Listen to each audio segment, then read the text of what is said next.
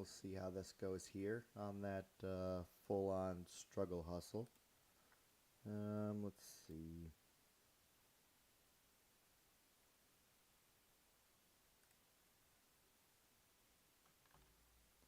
Still seems like it might not be popping here, but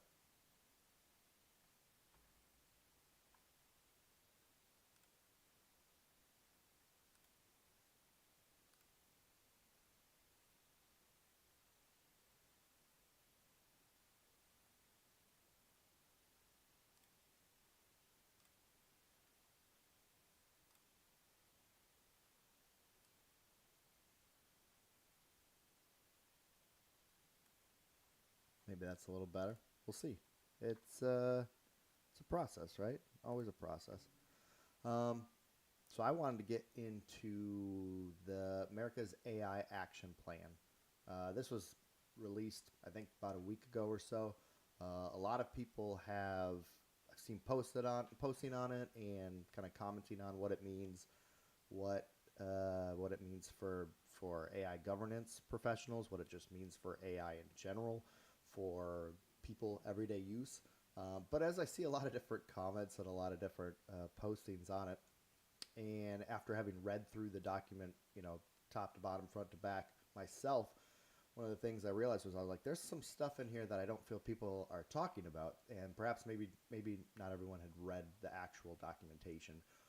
So it's really easy to just kind of propagate and continue some information as we hear it in, but then you wind up having kind of the game of telephone, right?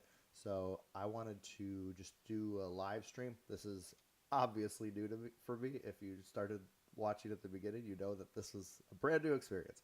Um, but just wanted to go through the document itself and try to see what we can glean from it. Maybe some highlights, maybe some lowlights. Just talk about some different subjects within this, but specifically something that stood out to me as kind of like a major takeaway, or just as an AI governance, or someone that's interested in GRC, in security in general, familiarity with NIST. NIST gets brought up a few times in this documentation, both for implementing, but also some revisions. And those are the things I think I want to point out, maybe mostly in this live stream here. So first up, I wanted to go through kind of what the pillars are. So there's three pillars in this America's AI Action Plan. Pillar one, we're looking at like accelerating AI innovation. So a huge part of this pillar, I would say, kind of the encapsulation and the nutshell version of it, is that it's about trying to free up the current process for AI innovation, for AI creation, specifically on the developer and the model development side of things. So, it's trying to make, and another factor in this is it's trying to make it so that the United States stands tall, head and shoulders above anywhere else as far as producing, as far as developing AI models, AI software, and innovation there. And it does so by a couple different methods. So just real quick, highlighting in pillar one, you have the removal of red tape and onerous regulation. We'll get into that because some of that's specified, some of it's not. As is often the case with documents like this, a lot of times it'll have to do with how things are implemented, right? So we can look at what this document says about AI, but it's important to try to fit, we'll be able to see what the actual steps are, how it looks, but some of it gives us insight into what those would be. Shout out B-Dubs and Rothner. Thank you guys for hopping in. If you are a fan of train wrecks, definitely recommend looking at the start of this video.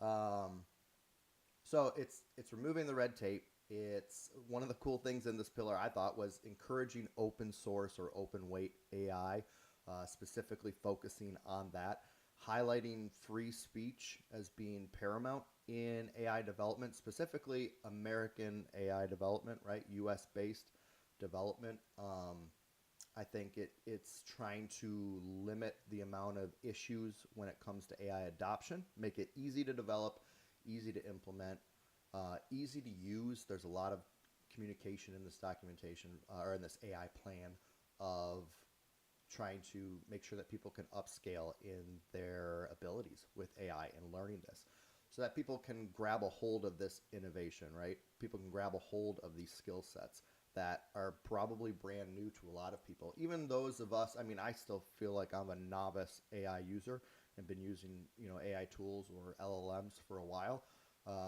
And there's even other people that might be more of the OGs of it. But as far as, you know, widespread daily use as it relates to industry, trying to remove those barriers. That's a huge part of Pillar One. I would say that's something I want to stress as far as the highlights in that. And again, I'll come back and maybe just cover the highlights of each pillar, and then kind of come back to some of the things that stood out to me, or maybe cautionary measures I would look at as far as the implementation for it. Pillar One talks about manufacturing, trying to have that almost next gen manufacturing, and it talks about AI enabled science. I think that's awesome. I really want to see, especially in the United States, the utilization of AI when it comes to things like research, and specifically scientific research, and that's in this. So that shows me that there's a prioritization there that I'm actually pretty excited about. Specifically, building large scientific data sets. That'll also kind of pop up in my cautionary takeaways, just because anytime somebody's talking about building, world-class large data sets, there's obviously aspects of privacy and how that is acquired, and the consent that goes along with that. But when it comes to scientific research, it lowering the bar. Again, pillar number one is mostly about the United States wanting to establish themselves as the lead in AI development, AI creation, and not AI creation like you see on social media, like actual model creation and development that way. But it's in order to do that, pillar one is a lot about removing hindrances to that. Building up, like I said, advancement of science, the ecosystem on AI evaluations, accelerating AI adoption, specifically within the government on the federal scale, and the Department of Defense, the DoD as well. Protecting commercial and government AI innovations. Those are kind of the highlights to me of Pillar One, and I'll try to maybe not spend so much time each pillar, because I do want to get to some of my takeaways or cautionary, yeah, takeaways, I guess is the best word. So pillar number two is all about how do we do that? How do we build, right? Pillar number one is like, how do we remove the hindrances?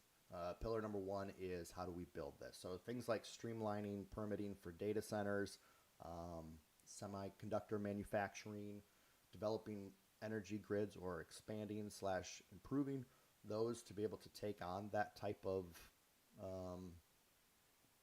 load, that type of necessity for these things, and specifically restoring like American-made, like I said, semiconductors and American-made energy systems that can sustain this, so that we can kind of be self, self-building, there's a word I'm thinking of.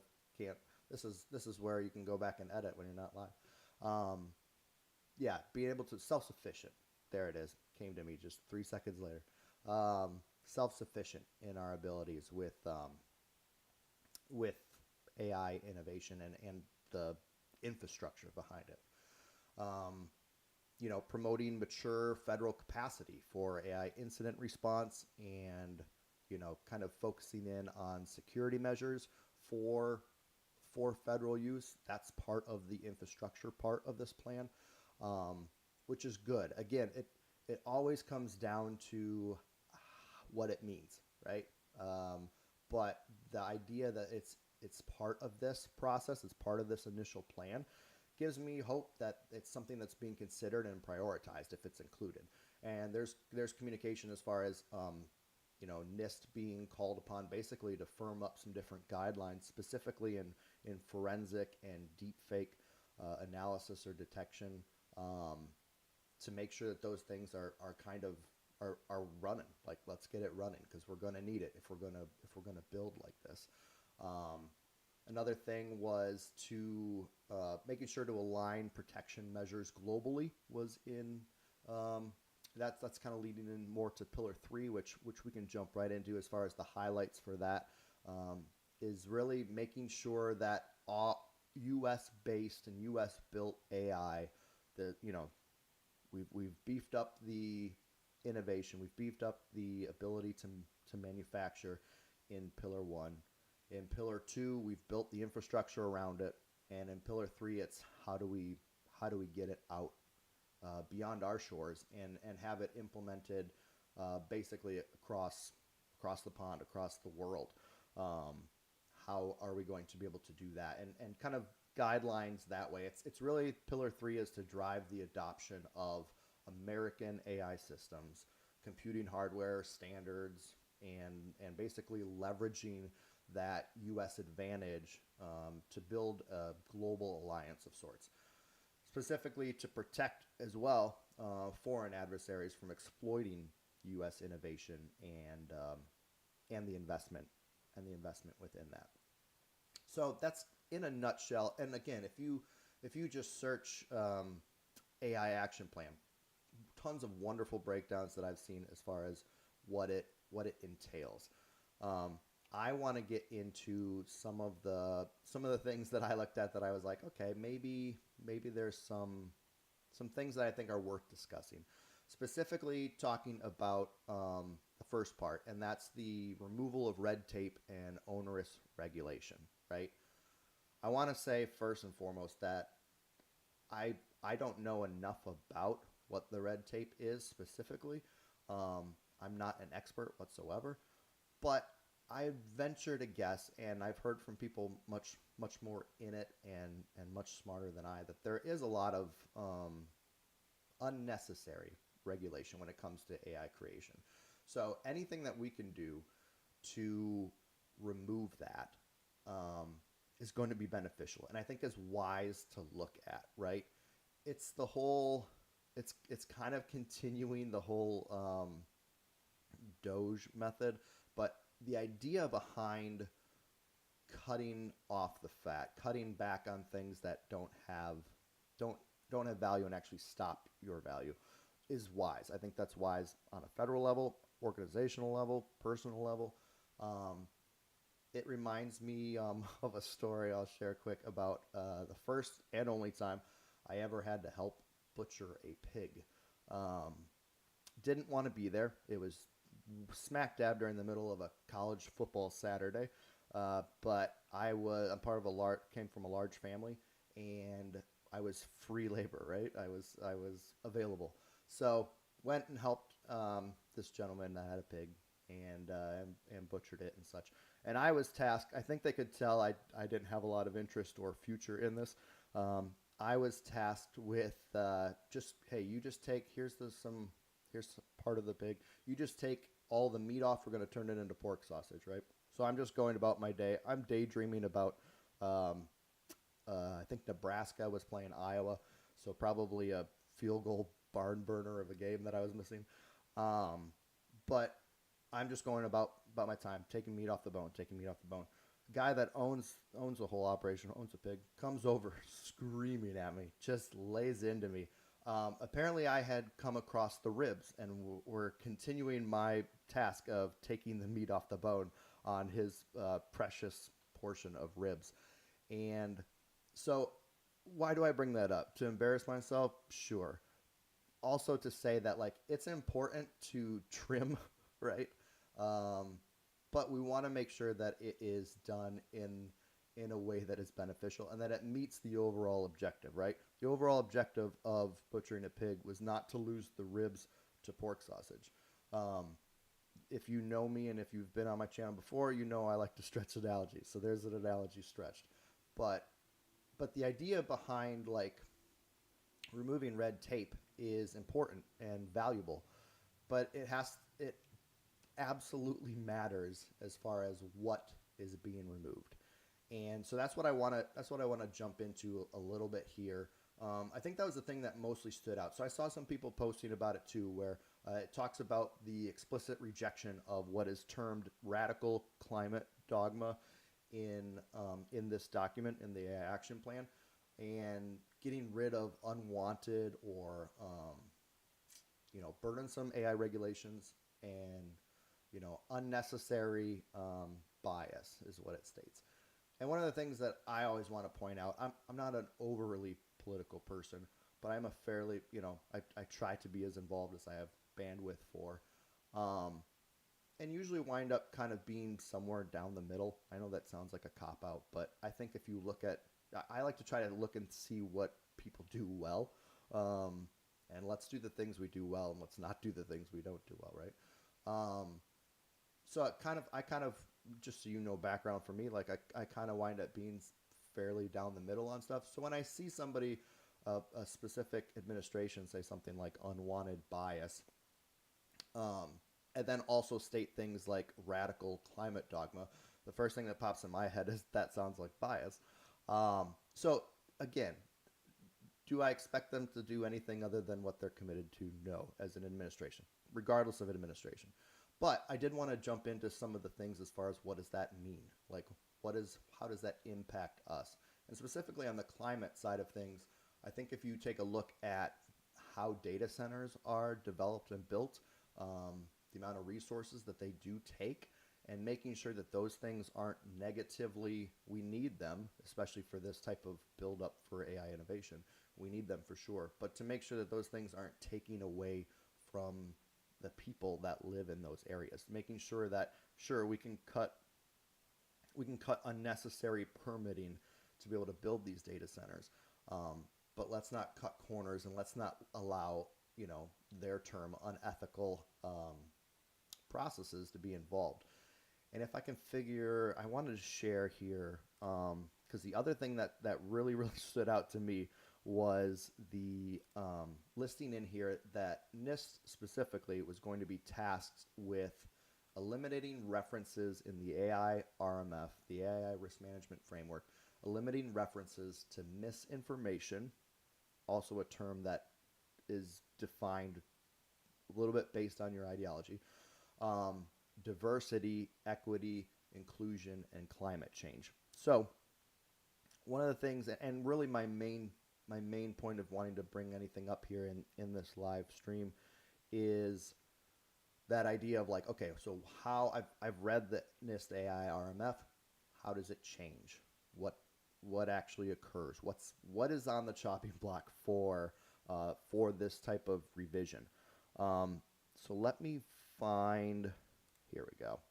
I got it. We're gonna try to share the actual documentation because my word, it doesn't matter what I think, right? What matters is, oh, you know what? I need to set it up a little better. What matters is, what actually is in the doc. All right, let's hop on over to this.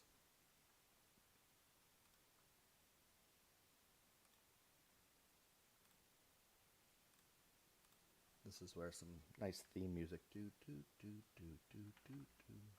would be nice, right?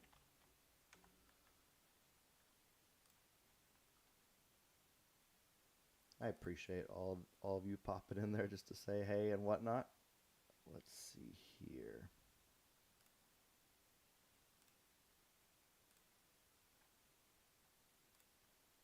All right, let's bring this in.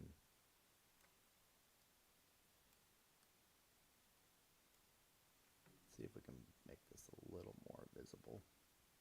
This is our lovely NIST AI RMF. What I want to try to do is we're just gonna look up things like diversity, right? So in these different matters, okay, so the TE, this is just through the AI RMF, right? When properly resourced, including the breadth and diversity of input from interested parties and relevant AI actors through the AI lifecycle, can enhance opportunities for AI system benefits, positive impacts, right? So this is kind of what I'm talking about. The idea that we would want to remove additional perspective, right? That's the thing to me that jumped off the page that might be kind of concerning is why would we not want additional additional input, specifically when it relates to people that have um, different history than we do. Different history than those that are developing and making this, right? Different, um, different. Let me see if I can make this a little cleaner. Probably not.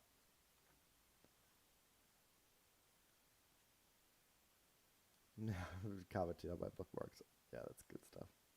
Good stuff. I don't know. We'll just try to. I'll try to make it here so we can make it a little more visible. Um, Again, govern in the govern principle of the AIRMF: workforce diversity, equity, inclusion, accessibility, things like these are the things that I worry are on the chopping block, that are on the revision block, I should say, um, as part of this policy, as part of this plan. There was another one here. Let's see. Yeah, so establishing context to reflect demographic diversity and broad domain and user experience expertise. I understand the idea of like if we're going to build and we're going to build fast, then we want to remove roadblocks to that. But at what cost? A little bit, right? So, and not a little bit. At what cost? So, AI actors, AI actor tasks. Let's see. I think there was another one here. I think there was something about inclusion. We'll look up inclusion. Yeah, I think it was that first one. That govern one. So AI actors in this category include data scientists, domain experts, sociocultural analysts, experts in the field of diversity, equity, inclusion, accessibility. So I this is the part to me that I wanted to highlight for America's AI Action Plan. I agree with the idea to remove unnecessary red tape. I don't know that inclusion, diversity, and equity would be anything other than American values, right? So at the heart of American values, to me, anyways, is the melting pot, is the inclusion of diverse thought. So as we look at AI, as we look at where this is going, um, pull that off. As we look at where this is going, when it comes to AI and just in general, but specifically when something's announced AI wise, I like to, and this isn't new or an original thought from me. It's something I've heard from other people and really grasped onto. Is to ask yourself this question: who does it benefit the most, and who does it benefit the least? And read through this document. As you read through it, I see the terminology, I see the description of how it can benefit Americans as a whole, as a industry and growing. And I love the focus on things like the security aspects. And maybe you'll do another video just focused on those and what's mentioned, at least specifically. Again, doesn't get into the really nitty gritty detail, but what's mentioned specifically on security measures. Deep fakes are mentioned, encryption's mentioned, some of those things that is a part of this, and that's good. My biggest thing was when you look at the AIRMF and the call for revision, um, things like climate dogma, things like inclusion, diversity of thought. These are things to me that are very important and very, very much what it means to be American. Um, and so again, this could just be a middle-aged man yelling at the clouds because really don't have a lot of say over it, other than to bring awareness to it. And so look through this document. Just look through the document and search NIST and see all the things that they're being called upon to address with this. But specifically, this idea of like removing of this language, removing of these focal points, I think it can have detrimental value of the overall. One of my favorite sayings in all of life is that you can do the right thing the wrong way and you get bad results. And so as we go about in this age of AI, and in specifically this, as American, this age of building American AI, um, I want to see us go about it the right way. And I think taking some of these things off is cutting too far as the regulations go. Again, my take. I'd like to think that there's others that agree with that, but regardless, it's my take of what it means to be American and um, what it means for safe AI, for building safe AI. The other thing I wanted to point out in this is the final pillar is about AI advancement, American AI advancement into the global market.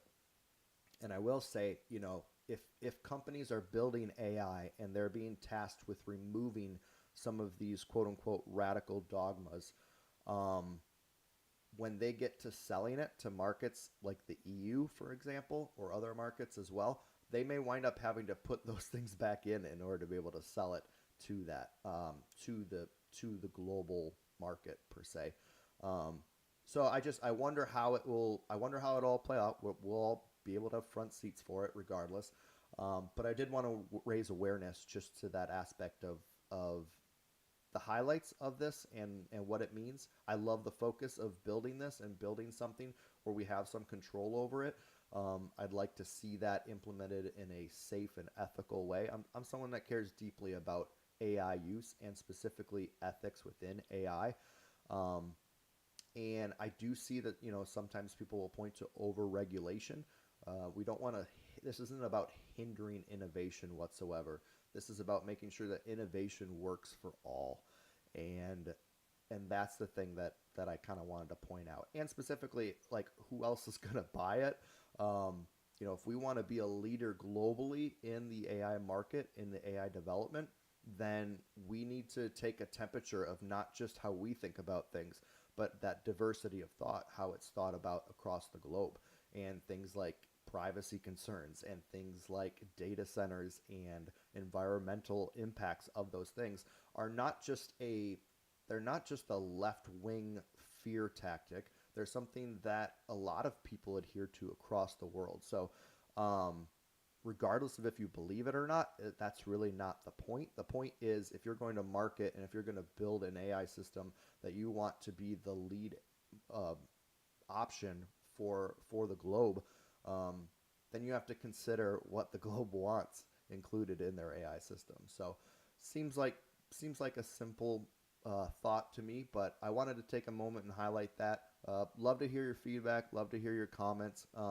Where did I go off? When did I put my tinfoil hat on? You can timestamp it on the video if you want.